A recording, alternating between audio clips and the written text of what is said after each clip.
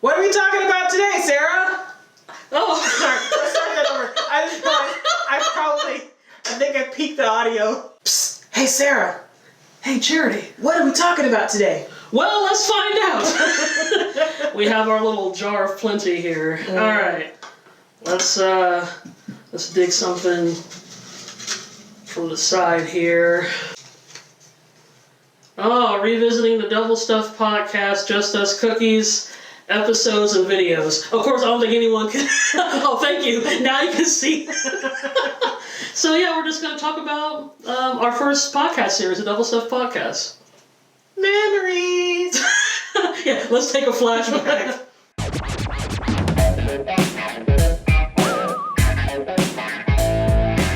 Hey everybody, it's Sarah. And it's Charity. And welcome to Bobbleheads on the Dash. And today, we're reliving some memories from our first podcast. Yeah, the Double Stuffed podcast. Never forget your first. Your first. You just stop right there. Never forget your first podcast. It's cool that we're still doing this in April because this month would have been our 5th anniversary of Double Stuff. We actually started in 2020. So I'm so glad that we passed 2020. 100%. 100%. But yeah, it was something we had talked about around Christmas 2019. And so Double Stuff Podcast, for those of you who don't know, it actually consisted of not just me and Charity, but 2 people that were actually co-workers at the time. We all worked in the same TV studio. So it was me and Charity, and we had a guy named Alan and a guy named Dan. Charity, why are we called the Double Stuff Podcast? It started off as a joke. Which I feel like the whole podcast idea started off as a joke. Like, wouldn't it be funny if but one of our first pictures we took together, I was on one side, Sarah was on the other, and then Dan and Alan were in the middle. Yeah. And so it kind of became a double stuffed Oreo. He had the 2 black girls and the 2 Caucasian guys, and you made a cookie. We learned when we were looking up double stuff from the actual Oreos, there's a difference in spelling, which I hadn't even noticed until we had started. No, we hadn't. Yeah, the difference in 1 versus 2 F's in stuffed. Yeah, for the actual Oreo brand, it's 1 F, so it's like double stoof. Yeah, never noticed that. I don't know if it was always like that, or if we just happened. I don't think they would have changed their spelling. Yeah, I presume it probably always. We never had reason to really pay attention to it. No reason to question it. But we did that for 4 years, and had over 200 episodes. So that's quite the accomplishment. Actually, over 250. Oh, well, 250 is still over 200. Yeah, but it's that halfway mark of 300. So it's not over 200, it's over 250, which is still over 200. I think technically it's 250. Technically it's 253 episodes, I guess, to be and specific. that number is still over 200. It's over 200. I just want to make my point. I wasn't wrong. It's just incorrect. Yes, I'm playing all the right notes, but not necessarily in the right order. That's probably what that is. So I have been wanting to do a podcast for a while, but I think 2019 really kind of sealed the deal. Me and Alan were at a TV station. We just got finished doing an off-field shoot, and I was handing him back the keys. And then after we did that, we just kind of talked, I don't know, 10, 15 minutes, something like that. And then the conversation ended with Alan saying, "And that's why I don't trust men without sideburns." And then we look at each other like, if somebody was to come in and just walk in on us saying that line, and they would have been like, what? And we realized, like I said, we talk like that a lot. I think people as a whole kind of do conversations like that where it starts out something normal and then it just trails into something that so off field. We're like, where the heck did that come from? I feel like the podcast was mostly for us, like, because now 100%. Now we have a recorded document of us being ridiculous. Because have you ever thought back and you're like, we had this conversation about something, and you're trying to remember like the weird thing that you said, which at the time made 100% sense.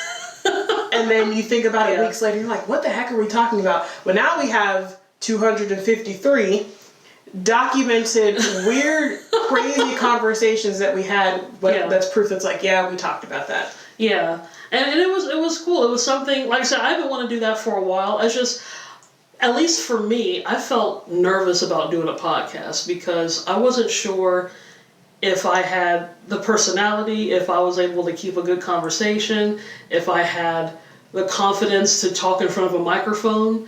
You know, because it's one thing to just talk casually.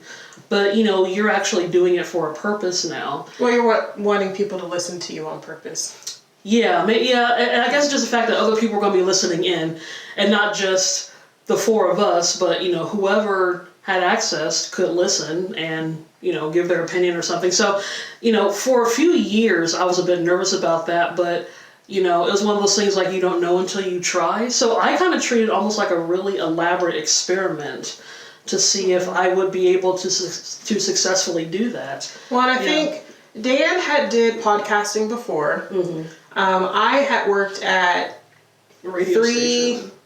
Yeah, in my time I've worked at 3 different radio stations. I've done voiceover work and hosting and stuff like that. So at least 50% of us had done some sort of audio recording before. Yeah. Not podcasting, which is different than being like a radio DJ or whatever, but we actually had that under our belts. Yeah. And so, but it was still a learning curve for all of us. I think, being friends, we already had that chemistry together, so I think that was helpful. Yeah. But I think trying to capture that chemistry once the mics were rolling, I don't know, I think we had to grow into that. We didn't start off too rocky.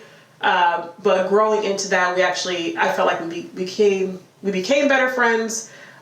We were able to feed off of each other and kind of pick up on that rhythm. Other than, I know our first few episodes, there's some stuff that either made it into the first couple episodes or like a lot of it got cut out. We were all four trying to talk to each other at the same time, which in a real life conversation, that happens. Yeah, you can normally keep up, but like when you're recording and you're trying to listen and see, okay, who's going to talk and who's not. Mm-hmm. Or there was a couple times where we discussed the fact that we were all talking on top of each other. And so we were like, okay, no, you go ahead. No, you go ahead. And then it would just be this awkward silence of like, okay, now we're being too polite, So we had to find that rhythm of, when to talk, how long to tell the story. I think we kind of found that.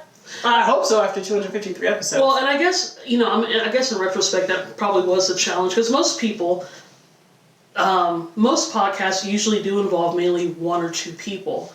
And then if you do have extras, those are like guests. Not that doesn't exist, but the fact that it was a podcast where all 4 of us were all co-hosts, I guess. Mm-hmm. Maybe that was a bit ambitious for the first thing. Maybe that was why we were so trying to figure out, how to properly talk and get everybody to have their turn and all that. But yeah, but if you don't know that something is supposed to be hard, you don't expect it to be. Because and I remember feeling this way when I first started band back in 5th grade. Mm-hmm. I played the French horn growing up, and I did that all through from 5th grade to senior year, and people would say, oh, you play the French horn. I've heard that's really difficult. That must be really hard. To me, because I didn't think it was hard, it was just, it's a brass instrument. So anyone that plays brass, you buzz into the mouthpiece. There's 3 valves, it's like a trumpet. It's just curled up. Like, to me, it was simple versus like a saxophone or a flute. It's got all of those. It's got all the different things. Yeah, and so to me, I would think that's difficult because there's more holes or more valves to touch. I thought the same thing. Yeah. Because I played trumpet. So yeah, but people would say, oh, that must be really difficult. And I was like, no, it's not difficult at all. You just learn the notes. So like, if you don't go into something expecting it to be extremely hard and extremely difficult, then maybe that dumb, naive side of you kind of works in your favor. Like, oh, this is gonna be fun, which I think it was. Yeah. Do you have a favorite episode? Is there one out of the 253? Is there one that kind of sticks out in your mind as that's your baby? That's your favorite episode? I really like them all. Now, granted, as I would say, the second half of our series, once we started figuring out how to talk and stuff, I feel like our conversations got better, and some things did get funnier. So I kind of enjoyed the ones where there was a shocker. I kind of enjoyed the ones where there was some like historical stuff involved. So like we did some episodes dealing with like Victorian foods that was good back then that we don't eat now, and so it was so let's see, Broxy. There's no raisins in Broxy. That was the episode. That was near the end of it. Okay. Side note. Sarah remembers. Like, because all of our titles, it wasn't like episode 1, episode 2. They all had to do with something that we said in the episode. Mm-hmm. And it was like a random line or something funny. And she remembers the episode title, the episode number. She sometimes remembers like what story was said. So if Dan said something about, apples or something, she's like, that's episode. It might have been the Thanksgiving one, so probably season 3, because we record them. And during COVID, we recorded stuff in different spots. And so one was in Alan's basement. And so I think it might have been either sop was Charity's favorite word, or it might have been the Fuji. Oh, well, that wasn't an episode. That was actually Yagasabi Apple. The Yagasabi Apple. That's what I'm saying. Like she knows all this stuff, and like with me, when I remember things, it's like titles of Friends episode. It's like the one where we talked about apples, the one where we talked about Christmas. That's how I remember things. Well. And granted, it's been a while, so sometimes I might have to give it more thought now, but I figure... Yeah, it takes her 5 seconds instead of 2. Oh, no! Well, because I figure at some point, if somebody was to reference an episode, somebody needed to be like the encyclopedia of the group, so that way... Which is definitely... So I would listen to the episode... Well, one, I had to listen to the episode a few times to make the promos, because we used to make... I used to make what was called the bubble promos. So if you've seen some of the branding of Double Stuff, the logo is basically like an overstuffed Oreo cookie, essentially with a little talking bubble.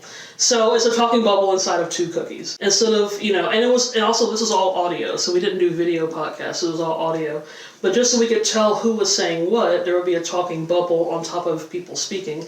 So I would listen to the promo a few times to try to figure out what would be a good promo bit, and then what part to edit, and then also what would be a good title. Because again, it's fun to do some like random titles, versus episode 1, and then that's it. It's fun to have fun titles. Okay, so going back to the original question though, did you have a favorite episode that we recorded out of the 253? Like we did an episode talking about like the different presidents that are on different dollar bills. Yeah. You're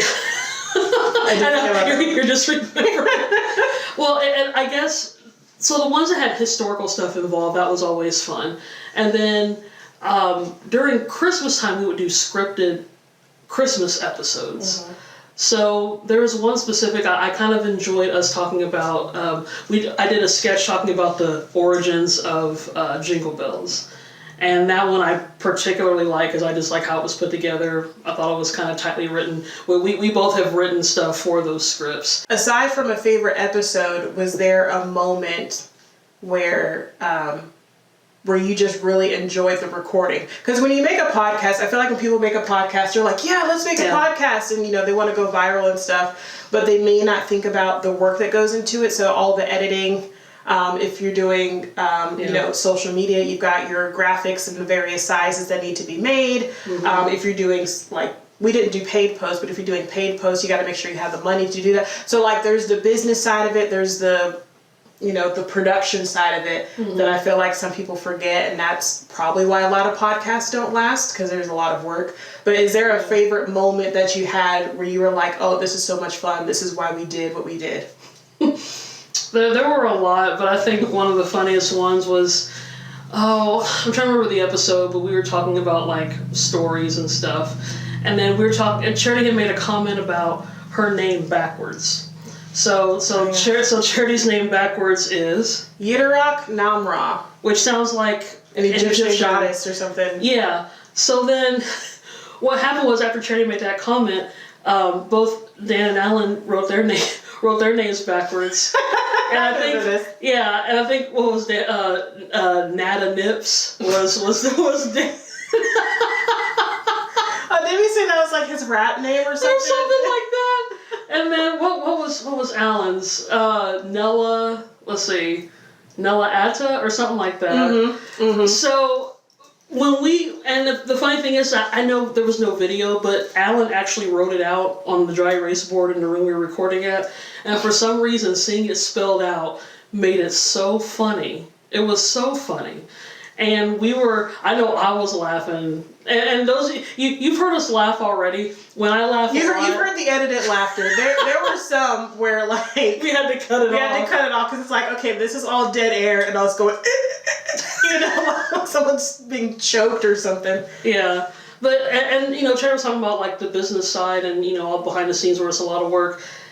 Thankfully, because all four of us used to work at a TV station, we had some media knowledge.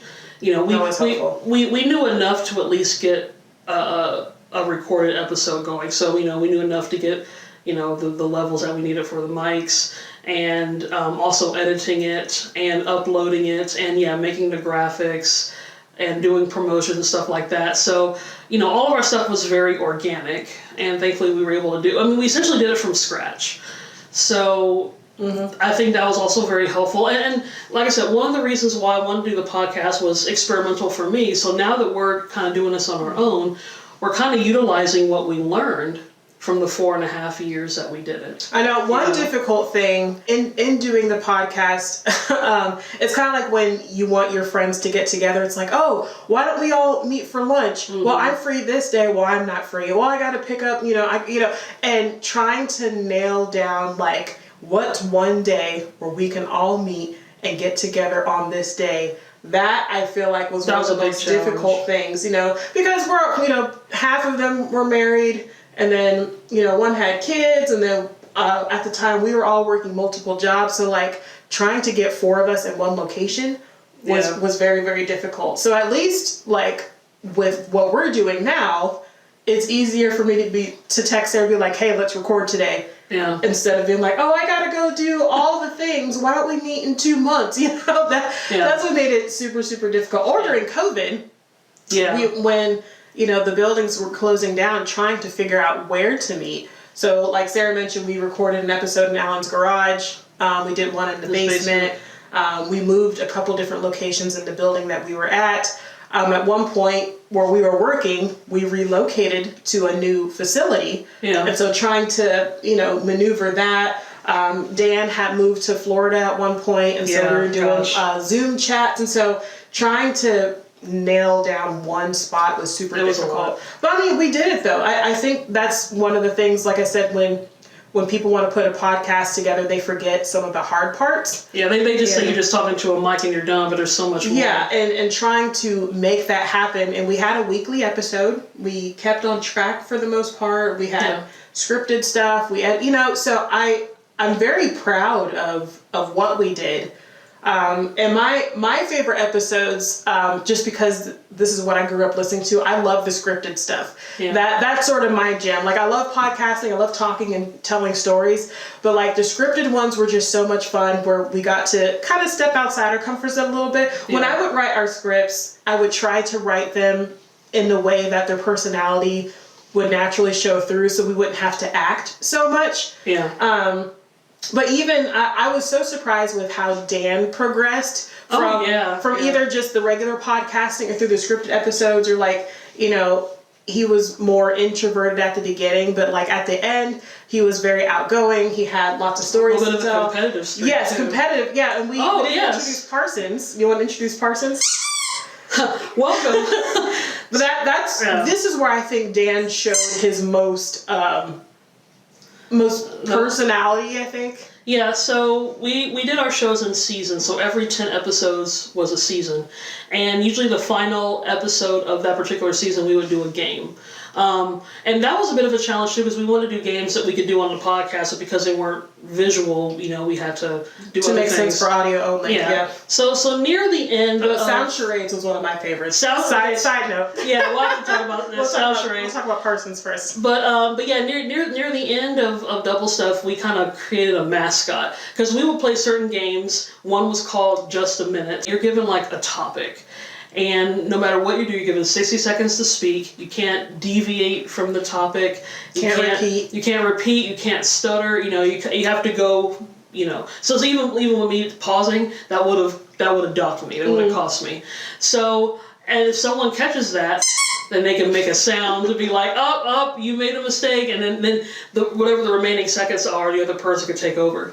So we used a lot of different games. Sometimes even the first time we did our mouth, we did very. We thought that wasn't classy enough. We needed something that made a noise. So obviously a dog toy was the second choice. Yeah, and then we named him Parsons after Nicholas Parsons, who was the host for it for like 50, 60 years. So really apt for that. So So near the end, Parsons kind of became our little little chew toy mascot. But yeah, so it was fun. So we did a lot of games. That was fun too, because games are much more unpredictable than trying to do like just a regular banter podcast. So I think even that kind of made it even more fun too, because it was just let's see what happens. Well, and I think the games kind of drops that professional demeanor. That you try. I mean, double stuff is very kind of like a free for all. But like we would start kind of normal, and then like if we're not laughing at something goofy, the games would bring out the weirdness in us. Yeah. And I think that made it more fun. Because we had people tell us that it's kind of like just hanging out with your friends, which is exactly what we wanted. But going back to one of my favorite episodes, I was talking about the scripted one. Yeah. I had two favorites. One of my favorites was the Halloween show, where it was still really goofy. The whole point of double stuff was to not take ourselves too seriously. The Halloween show we did included Alan's girls, which was always fun to have them join, and then Sierra Scott, who's a local TV personality. And so I wrote the shortcut on Route 4. And that one was really fun because I wrote the script on that one.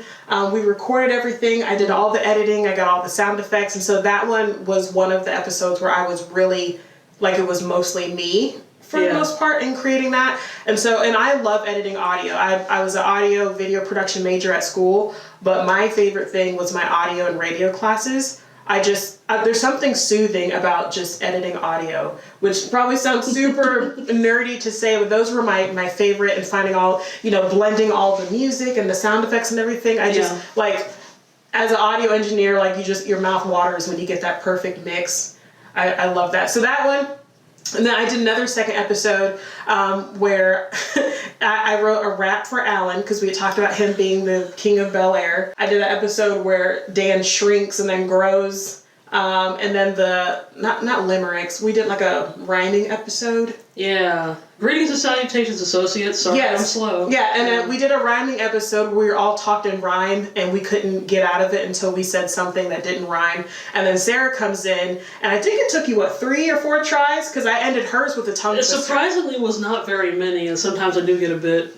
S's are hard though, because your tongue is just like blah, blah, blah, like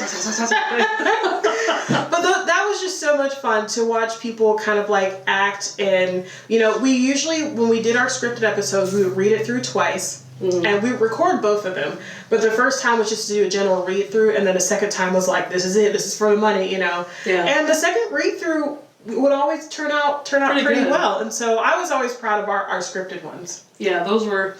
Those were good. I guess since we kind of talked about that, we can transition to Just Us Cookies. Oh yes, the COVID years. So Just Us Cookies was kind of was my project, during lockdown, where you had to stay in the house, you couldn't go out and do anything. It's like, okay, what can I work on so that I don't go crazy, so that I don't visit the refrigerator for the 5th time in the last hour. Yeah. And so, since we were a Double Stuff podcast, kind of a take on the Oreo cookie, me and Sarah would just do some of our videos, and it would just be the two of us, kind of like now. It would just be Just Us Cookies. Nice to know that things really haven't changed. They've actually built up a little bit. So it started off with us in our backyard, and we would just be telling stories and just random things to make each other laugh. And it's funny that we're talking about this, because yesterday we were talking with our mom, and she would be somewhere nearby.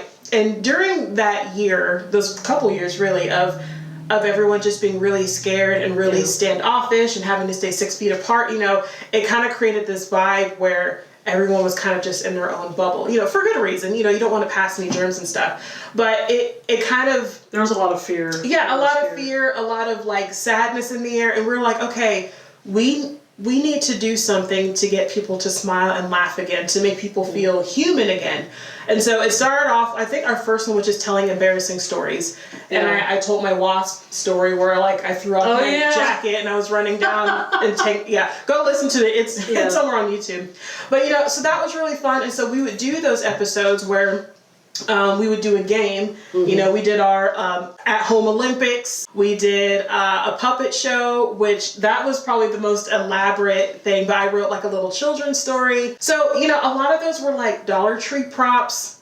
and just, using what you have in the house to have fun, to be creative, and to find that outlet, and in our career, I feel like we've made, we've done that a lot, kind of salvaging things, or... Yeah, we've made an art of using what you have and doing the best you can with it, and it usually turns out pretty good. And so that was just as cookies, but I think one of our favorites was the helping hands from... Oh my gosh. It's a spinoff of the Who's line where you have to have your hands behind your back and then someone else is like doing things for you. Yeah. And did I lose the coin toss? How did we figure out I was the one with the ice cream in the face? Oh, I'm trying to remember. The thing is with some of these things, Charity makes much more animated faces than I do. So for her to do the thing with the chocolate sundae and then do the mouth guard one, which is our classic favorite, she makes the cartoonish faces. Because I feel like if I was to do it, it would probably be funny, but it's funnier when she does that and then I react. So because I'm funny looking, I'm the one that's got ice cream and chocolate sauce all over my face, is what she's saying. It worked. It worked out, But that was nuts. But the one with the mouth guard thing, that one was so funny that while we were editing it, we were just laughing while editing. I think that's what shows that something could be really funny.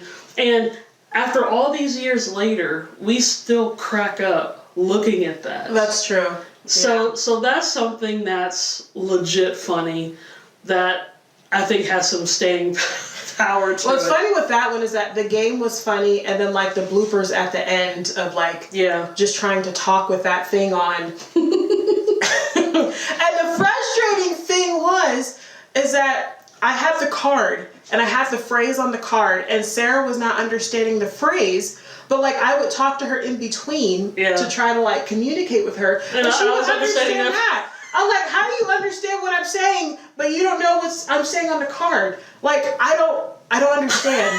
To this day, I still don't understand how that works. I'm not sure either. Maybe when you're not putting the effort into it, you just do it. Maybe I was able to figure that out. Because I was able, I think, like I was saying, the vocal inflection, I was able to get. Yeah, maybe that's you can't move your lips, you can barely move your tongue, and you're like, I don't know. Anyway, those were the COVID years, but that was just us trying to have fun and to branch out a little bit and to do something silly, aside from the fellas. And it was kind of like a nice, personal project while we were stuck together in the house. Well, and that kind of bled into an actual series of episodes, because there were a few times where we weren't able to get all four of us together, but we still wanted to stay on schedule. So that's when we started doing what we called sisterly conversations. And so every once in a while during certain seasons, it would just be me and Charity. Or we would have our little sister in a couple times. Yeah. Oh, we did have guests. Very few. They were mainly family members. With the exception of Sierra Scott. But Sierra's practically family. Sierra, you're one of us. Yeah. But the fact that she agreed to it, that's one thing. We weren't really set up to do guests, so the few times we did, we decided let's keep it in the family, because in case we mess up, they're a family member. Their family won't judge you, right? So we did have our little sister Christy in a few episodes. We had Alan's girls that were in some of the scripted ones. And then his wife, we talked about teachers. His wife was in there, and then Dan's brother-in-law was in there. So we mainly had family members, and Sierra. So not very many, but the few we had was good, So. But with the sisterly conversations, that kind of gave us a good practice on, like I said, we've been knowing each other for most of our lives. So I figured that the banter would be pretty good, obviously in transitioning to this. Now, one of the favorites of that, when we started, which we'll do in this series at some point, talk about British comedies.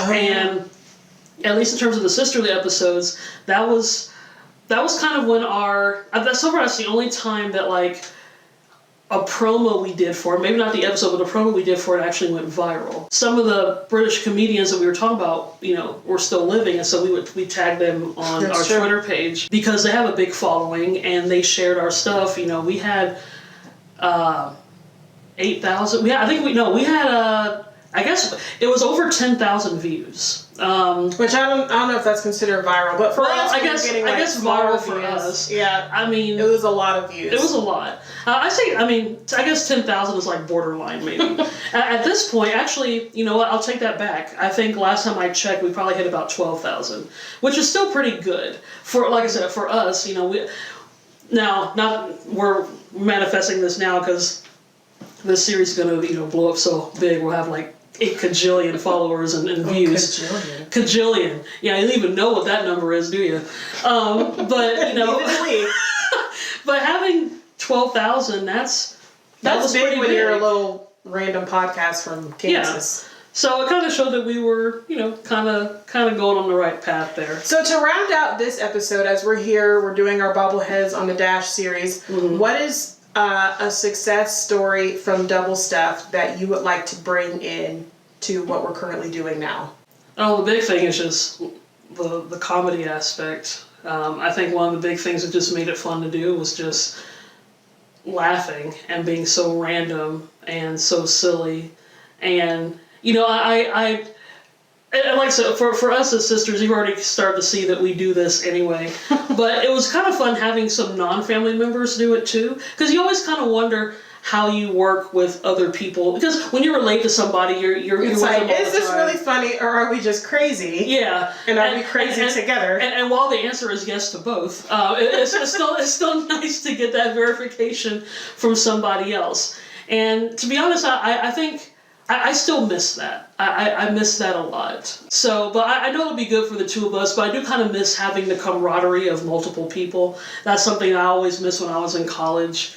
And I feel like I started to kind of get back that camaraderie that I had in college with Double Stuff just because it was multiple people. Ideally, if we had a bigger space, as you saw in our teaser. Our big studio tour? Yeah, this is it. Ideally, if we had a bigger space to record and to, maybe that's something for the future to have studio space or to have, a recording session somewhere. That would be cool to have, like a round table discussion. So maybe in the hopefully near future we can do something like that. But for now, we're not doing too bad. We got a little video series, and thanks to you for following us. I don't know if we officially invited people to like and subscribe. Yeah, but better late than never. You can find us on We Harmon Sisters on YouTube, Facebook, Instagram, and TikTok. Yeah, and I can do my old spiel for Double Stuff. Yeah, if you want to binge listen to all of our podcast episodes, we're available on all different platforms: Facebook, Instagram,